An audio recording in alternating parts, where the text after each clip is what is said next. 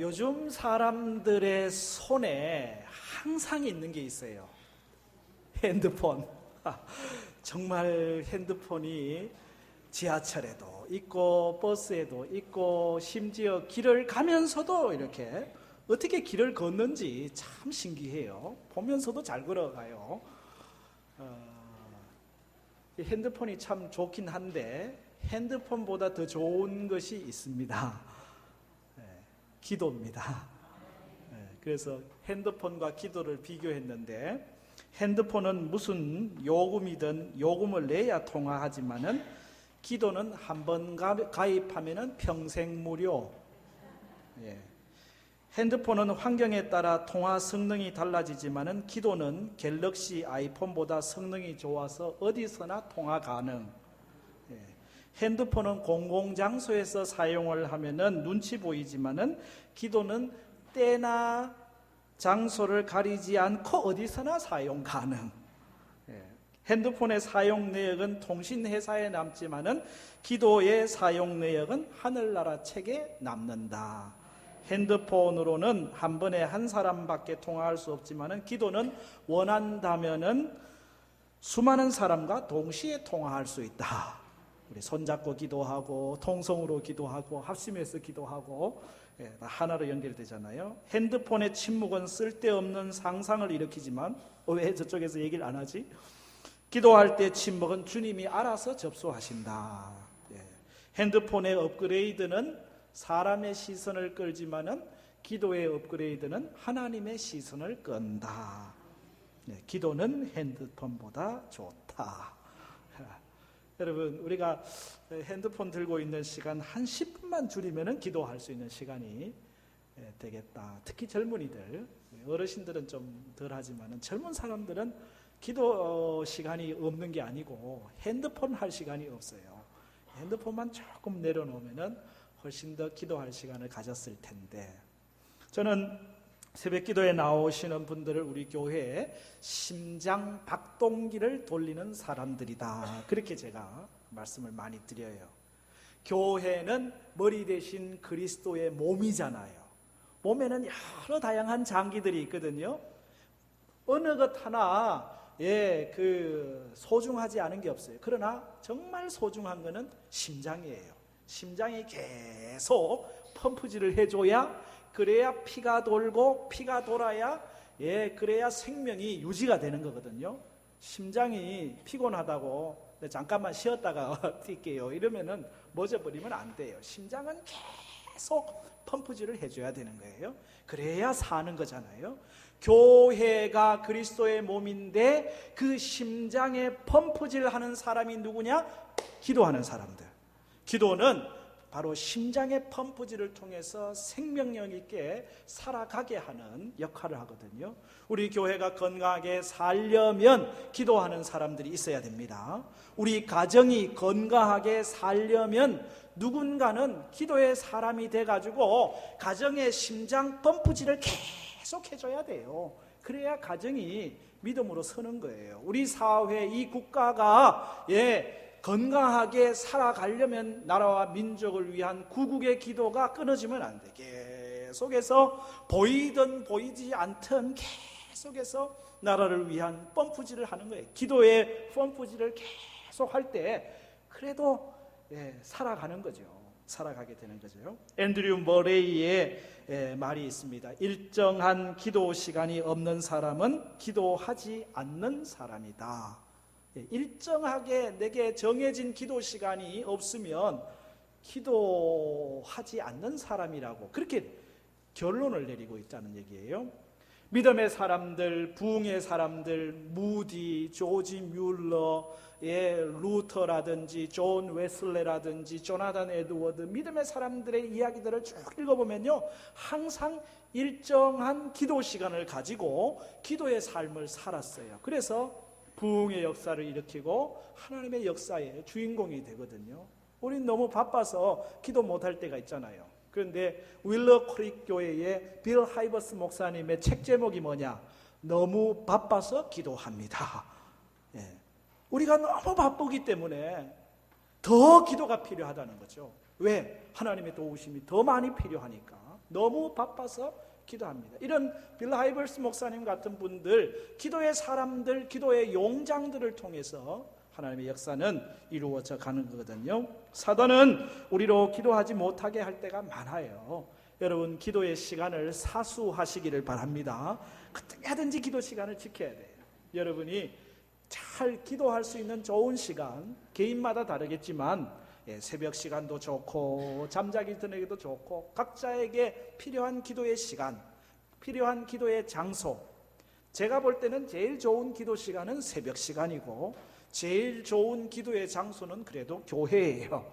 교회는 만민이 기도하는 집이니까 새벽에 깨우고 금요일 성령 기도회를 통해서 기도하고 또 우리 교육관 3층에 개인 기도실이 7칸이 쫙 있잖아요. 그 기도실에 앉아가지고 좀 하나님 앞에 진지하게 기도하고 여러분의 삶에 기도가 늘 있기를 축복합니다. 이 오늘 말씀은 이 기도와 관련된 설교를 할 때, 기도와 관련된 말씀을 할 때 빼놓지 않는 말씀이잖아요. 누가복음 11장에도 반복되는 말씀인데 아마 여러분이 수없이 이 말씀을 들었을 겁니다. 기도는 구하라, 찾으라, 문을 두드리라는 것이잖아요. 구하는 이가 받을 것이고 찾는 이가 찾아낼 것이고 두드리는 이에게 열릴 것이다. 너희 중에 누가 아들이 떡을 달라 하는데 돌을 주고 생선을 달라 하는데 뱀을 줄 자가 있겠느냐. 너희가 악한 자라도 좋은 것으로 자식에게 줄 알거든 하물며 하늘에 계신 너희 아버지께서 좋은 것을 너희에게 주시지 않겠느냐. 하나님 우리에게 좋은 것을 예비하시고 계신다는 거예요. 본문의 말씀대로 기도는 구하는 것입니다. 찾는 것입니다. 두드리는 것임에 틀림이 없습니다. 그런데 우리가 본문을 조금 더 주의 있게 볼 필요가 있어요.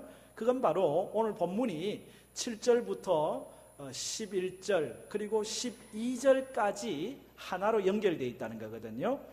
보통은 11절까지 기도에 대한 본문으로 읽고 12절은 따로 떼가지고 보는 경우가 많아요. 11절까지는 기도에 대한 말씀으로 12절은 황금률이라고 그래서 골든룰이라고 그래서 남에게 대접을 받고자 하는 대로 남을 대접하라. 따로 떼어서 우리가 말씀을 볼 때가 많은데 그런데 오늘 말씀 12절의 시작이 뭐로 되어 있습니까? 한번 보세요. 12절 시작이 그러므로로 시작하고 있거든요. 여러분 이 그러므로라고 하는 이 접속사는 앞에 있는 말과 뒤에 있는 말을 연결해 주는 말입니다. 그러므로 이러이러 결론을 내리는 거죠. 그러므로 핵심을 얘기하는 거죠. 그러므로 요점을 얘기하는 거죠. 그러므로 앞에와 뒤가 연관이 있는 거예요. 그래서 어떻다 이러잖아요. 그죠? 그러므로 다시 그러므로 이 12절의 이 말씀을 기도에 대한 중요한 메시지로 우리가 다시 한번 되새겨야 되는데 결론을 먼저 얘기하면은 우리가 하나님을 대접하는 기도를 해야 한다. 그렇지 않으면 우리의 기도가 허공을 치는 기도가 될 수 있다라는 말씀이에요. 여러분 우리 기도에 있어서 꼭 기억해야 될 것이 오늘 말씀에 몇 가지가 나와 있는데 그 첫째가 뭐냐면 우리의 기도는 자녀로서 기도라고 하는 사실이에요. 여러분 기도가 많이 있잖아요. 무속의 일반 무속 신앙에도 기도하잖아요. 정한수를 떠다 놓고 이렇게 빌잖아요. 그죠? 손이 반질반질 하도록 빌어요. 또 절에 가가지고 또 이렇게 기도 드린다고 그러잖아요. 100일 기도도 드리고 무슨 1000배 기도도 드리고 기도를 드려요. 거기서도 기도하고 우리도 기도하고 그럼 기도는 거기서 기도나 우리 기도나 똑같은 기도인가? 거기도 기도 있고 여기도 기도 있다니까 가끔 기도가 혼란을 겪을 때가 있어요. 그 중에 하나가 뭐냐면 지성이면 감천이라고 하는 거예요. 우리가 지극정성을 다 하면 하나님이 감동을 해가지고 우리의 기도를 들어준다. 어찌 보면은 그게 맞는 말 같지만은 그것이 우리 기독교 신앙적 기도의 이유는 아니라는 얘기입니다. 다시 말하면 하나님이 우리의 기도를 들으시는 이유가 지성 때문이 아니라는 얘기입니다. 우리의 기도를 들어주시는 이유가 우리의 노력 때문에, 우리의 수고 때문에, 우리가 정말 간절하게 아주 최선을 다해서 기도했기 때문에 하나님이 우리의 기도를 들으시는 게 아니에요. 일반 무속신앙은 지성이면 감천이라고 노력을 하고 최선을 다하고 다 해서 기도를 들으신다고 하지만, 우리 기독교 신앙에서 하나님이 기도를 들으시는 이유는 거기에 있는 게 아니라는 거예요. 그럼 뭡니까? 오늘 말씀 9절 이하의 말씀에 보면은 너희 중에 누가 아들이 떡을 달라 하는데 돌을 주며 생선을 달라 하는데 뱀을 줄 사람이 있겠느냐? 그 다음 말씀 같이 읽어봅시다. 너희가 악한 자라도 좋은 것으로 자식에게 줄 알거든 하물며 하늘에 계신 너희 아버지께서 구하는 자에게 좋은 것으로 주시지 않겠느냐. 아멘. 여러분, 여기에서 하나님이 우리의 기도를 들으시는 이유를 발견하셨나요? 하나님이 우리의 기도에 응답하시는 것은 우리의 정성 때문이 아닙니다. 우리의 노력 때문이 아닙니다. 다만 하나님이 우리의 아버지가 되시고 우리는 하나님의 자녀가 되어서 하나님이 우리의 기도에 응답하시는 거예요. 세상 사람들이 기도하는 거하고는 차원을 달리하는 거예요. 세상은 그냥 누구에게 기도하는지도 사실은 어떤 때는 정확하지도 않아요. 정한 수를 떠다 놓고 때로는 달님에게도 빌고 햇님에게도 빌고 큰 고목나무한테도 가서 빌고, 고목나무 속이 썩은 이유가 그렇다 그러죠. 자기는 해줄 게 아무것도 없는데 사람들이 와서 비니까 속이 썩었다고. 여러분, 피조물이잖아요. 그게 우리한테 뭘 하겠어요.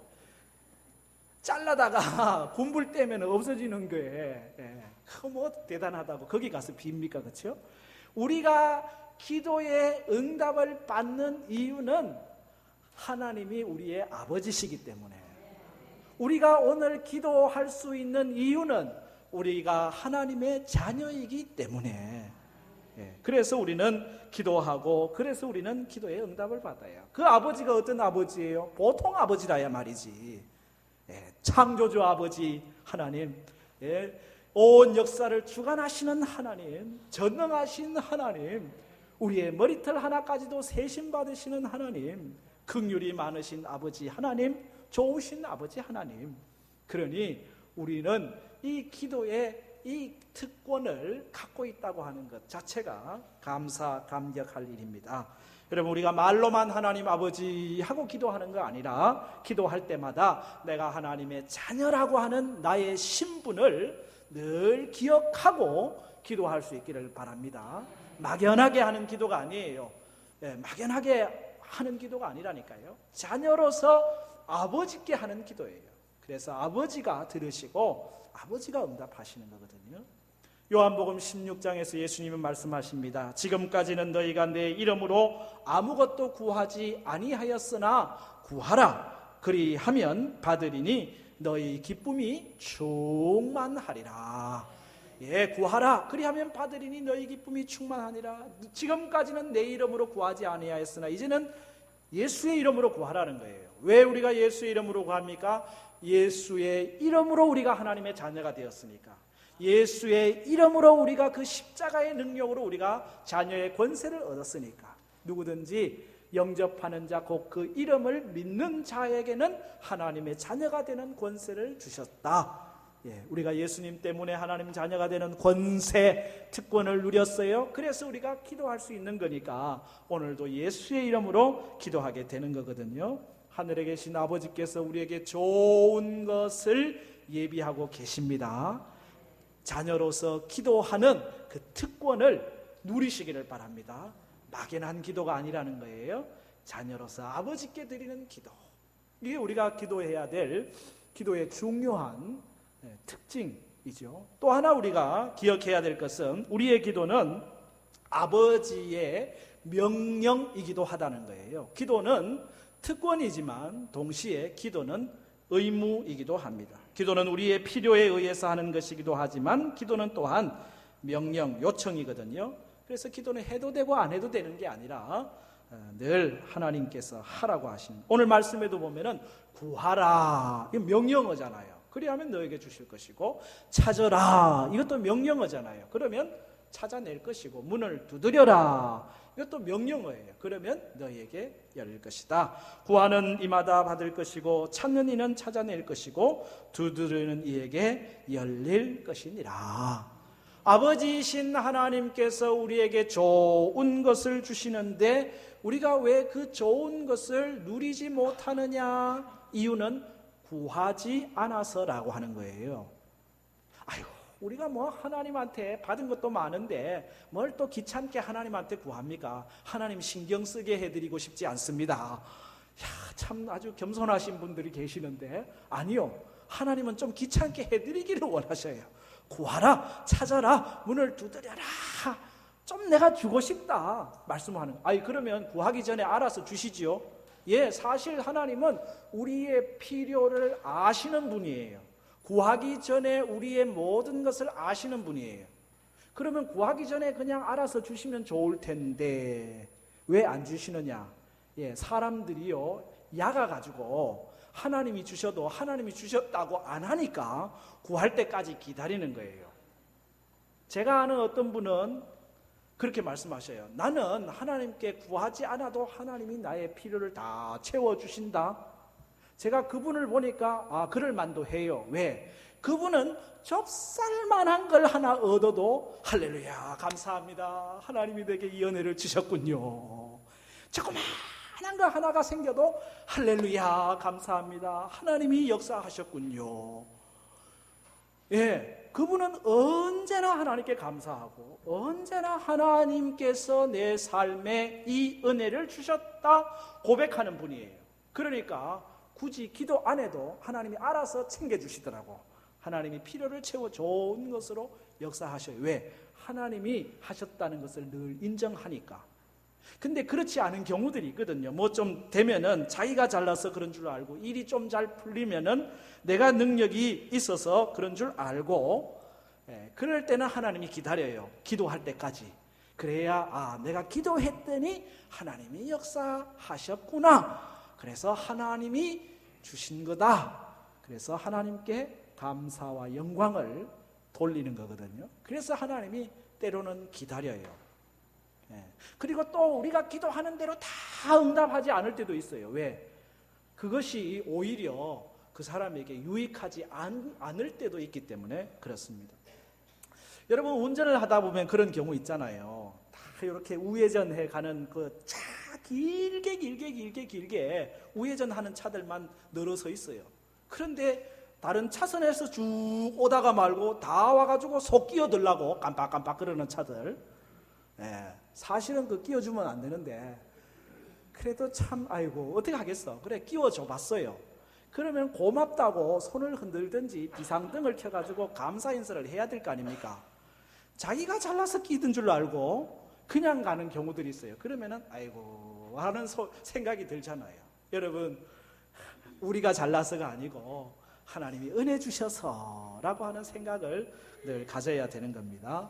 여러분, 우리의 필요를 하나님이 잘 아십니다. 그런데 하나님은 우리에게 구하라, 찾아라, 문을 두드려라 명령하고 계십니다. 여러분, 구하는 자리에 있기를 바랍니다. 기도하는 자리에 있기를 바랍니다. 왜 걱정합니까? 왜 염려합니까? 왜 좌절합니까? 우리에게는 뭐가 있는데? 기도가 있는데, 기도할 수 있는데 왜 걱정하십니까? 기도하면서 왜 염려하십니까? 기도할 수 있는데 왜 실망하십니까? 기도하면서 왜 방황하십니까? 주님 앞에 무릎 꿇고 간구해 보세요. 마음을 정결하게 뜻을 다하여 기도할 수 있는데 왜 걱정하십니까? 기도하면서 왜 방황하십니까? 하나님 우리에게 기도를 주셨습니다. 구하라, 찾으라, 문을 두드리라. 여러분 이게 하나님의 명령입니다. 하나님 봐드린다고 여러분 혼자 걱정하고 혼자 염려할 필요 없어요. 하나님께 기도하는 거예요. 그 기도에 하나님이 응답해 주시고 역사해 주십니다.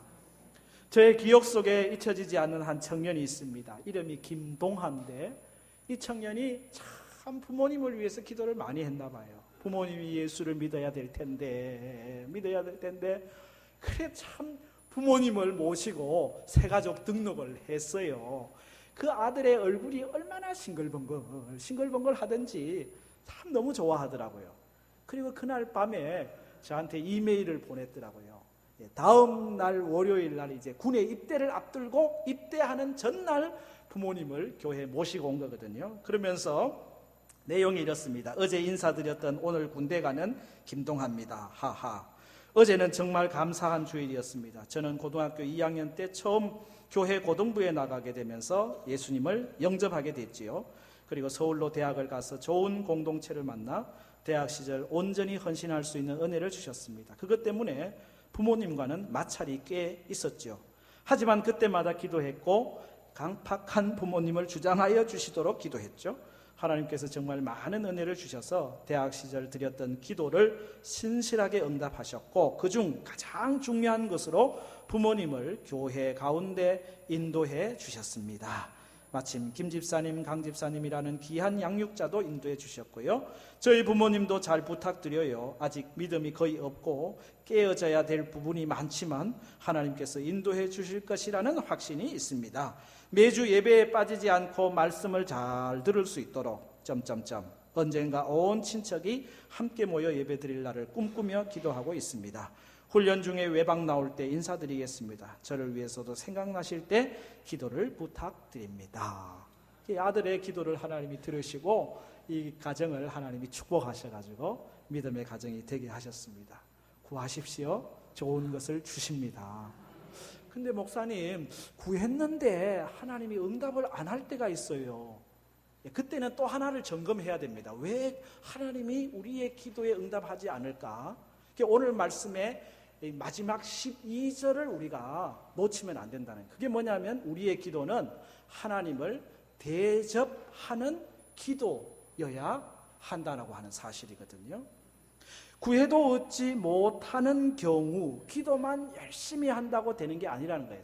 열심히 찾고 열심히 구하고 열심히 두드렸는데 여전히 응답이 없을 때는 또 한 가지를 우리가 점검해야 되는데 그게 오늘 본문 12절 그러므로 이하의 말씀이에요. 이 그러므로 이하 12절도 기도에 대한 말씀으로 이해를 해야 되는 거죠. 연관이 없으면 그러므로라고 할 수 없잖아요. 그렇죠? 남을 대접하라. 이걸 다른 말로 하면은 하나님을 대접해라. 그런 말씀으로 해석을 할 수 있거든요. 12절을 다시 한번 같이 읽어보겠습니다. 시작. 그러므로 무엇이든지 남에게 대접을 받고자 하는 대로 너희도 남을 대접하라. 이것이 율법이요 선지자니라. 아멘. 이걸 조금 더 잘 이해하기 위해서 마태복음 22장을 가면은 예수님께 한 율법사가 찾아옵니다. 질문합니다. 예수님, 율법 중에서 가장 큰 계명이 뭡니까? 예수님 대답합니다. 너는 마음을 다하고 뜻을 다하고 힘을 다해서 주 너의 하나님을 사랑하라. 둘째는 그와 같으니 내 이웃을 내 몸과 같이 사랑하라 하셨으니 이것이 율법이요 선지자의 대강령이니라. 이 마태복음의 말씀과 22장의 말씀과 오늘 말씀의 공통 인수가 뭐냐면은 율법과 선지자의 강령이라는 거예요. 율법과 선지자의 강령. 하나님의 말씀의 핵심이 여기에 있다는 거죠. 그러니까 너희가 대접을 받고자 하는 대로 남을 대접하라. 이것이 율법이요 선지자다. 선지자의 강령이다. 하나님을 사랑하라. 이웃을 사랑하라. 이것이 율법이요 선지자의 강령이다. 그러고 보면은 남을 대접하라는 말씀하고 하나님 사랑과 이웃 사랑이 하나에 연결되는 거거든요. 하나님 사랑과 이웃 사랑은 두 개가 아니고 하나다라고 하는 것이잖아요. 그래서 남을 대접하라고 하는 이 남 속에는 우리의 이웃, 남의 상대방에게만 포함되는 것이 아니고 여기에는 하나님도 포함된다는 거예요. 그래야 우리가 기도의 본문으로 이해할 때 이해가 되는 거죠. 우리가 하나님께 구합니다, 기도합니다, 하나님께로부터 뭔가 좋은 것을 얻기를 원하는 마음이 있습니다. 그렇다면 우리가 하나님을 하나님으로 대접해야 되는 거 아니냐. 남에게 대접을 받고자 하는 대로 남을 대접하라. 우리가 하나님께 대접을 받고자 하는 대로 하나님을 대접해라. 여러분, 대접한다는 게 뭐 음식 대접만 있는 게 아닙니다. 대접한다는 건요, 인격적으로 인정해 주는 게 대접이에요. 여러분이 어디 모임에 갔는데 누군가가 여러분을 알아주면 그게 대접해 주는 거죠. 왔는데 있는지 없는지 꼭 투명 인간 취급해버리고 구워다 놓은 보루자루처럼 생각해버리고 그러면 대접을 못 받으면 서운한 거잖아요. 대접받는다는 게 뭐 음식을 대접받고 선물을 받아야 대접받는 게 아니고 그 있는 것 자체로 존중받는 것이 대접이거든요. 여러분, 우리가 하나님 아버지를 하나님 아버지로 존중하고 인정하고 살아가는 그 바탕 위에 우리의 기도가 있어야 그 기도가 온전한 기도가 된다는 얘기예요. 그러므로 우리의 기도가 하나님을 대접하는 기도가 되어야 된다. 열심히 구하고 열심히 찾고 열심히 두드렸는데도 응답이 없을 때는 우리가 혹시 하나님을 제대로 대접하고 있지 않는 부분이 없는가를 점검해야 돼요. 기도에 있어서 이 부분을 놓치면 안 돼요. 아버지가 참 부자예요. 이 아들이 아버지로부터 뭐 받은 것도 많아요. 그래 뭐 평소에는 아버지 안중에도 없어요. 그냥 재밌게 잘 살아요. 그러다가 어느 날 주머니 사정이 여의치가 않을 때 아버지 하고 나오는 아들이 있다고 생각을 해보세요. 그 아버지가 그 아들을 뭐라고 생각하겠어요? 아이고, 아들이라서 오긴 왔는데 내 마음은 사실 그래, 네 요거 하는 거 주고 싶지도 않다 이 생각 안 들겠어요. 네가 평소에 아버지를 아버지라고 제대로 인정이라도 해주면은 평소에 좀 전화도 좀 하고 말이에요. 평소에 좀 찾아도 오고 말이에요. 그래야 아버지와의 관계가 중요한 거잖아요.